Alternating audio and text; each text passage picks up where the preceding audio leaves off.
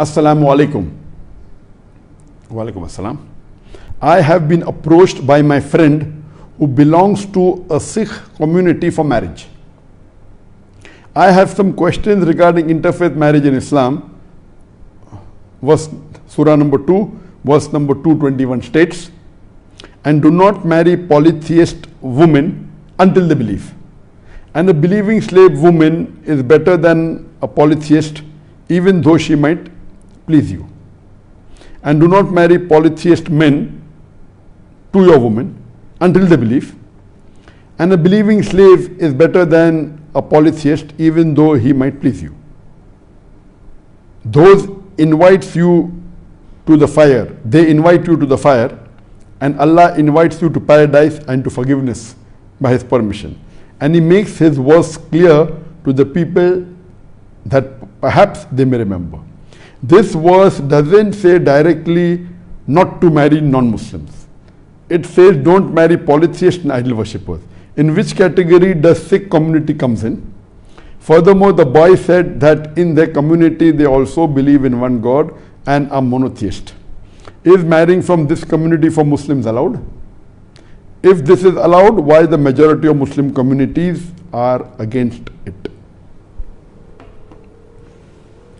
The sister from Karachi, Pakistan has asked a question that she has a proposal from one of her friends who's a Sikh, and because that Sikh doesn't do idol worship, he believes in one God, so nowhere does the Quran say that do not marry non-Muslim, it only says do not marry idol worshippers, based on the verse of the Quran, Surah Baqarah chapter 2 verse number 221, which I also repeated earlier, and even she has given the translation. Nowhere does the Quran say that you should not marry non-Muslim. So is it permissible, or logically she thinks it's permitted that a Muslim can marry a Sikh? Sister, there is a misunderstanding from your side. The verse you quoted clearly mentions in Surah Baqarah chapter 2 verse number 221, do not marry idolaters. It says mushrik until they believe. Whether it's an idolater or whether it's any person, any human being, do not marry them until they believe. That means it says you cannot marry unbelievers. It says indirectly you cannot marry non-Muslims. And the verse continues. A believing man, that is a Muslim man, even if he is a slave man, is better than a idolater, a mushrik, even if he allows you. That means a believing man, even if he is a slave man, is better than a non-believing man, is better than a non-Muslim. So whether the word mushrik is used, but it says the mushrik should become a mu'min. That means you cannot marry any non-Muslim. It clearly states that a Muslim man, even if he is a slave man, is better than an idolater or a non-Muslim. So for you to say nowhere does the Quran say that you cannot marry non-Muslim is your misunderstanding. The Quran clearly states that you should marry only a believing man. So all non-believing men you cannot marry. The Sikh, they may believe in monotheism, part of it. But monotheism is not sufficient. We should believe in Tawheed. Only believe in one God is not sufficient. In Islam, we have to believe in Tawheed.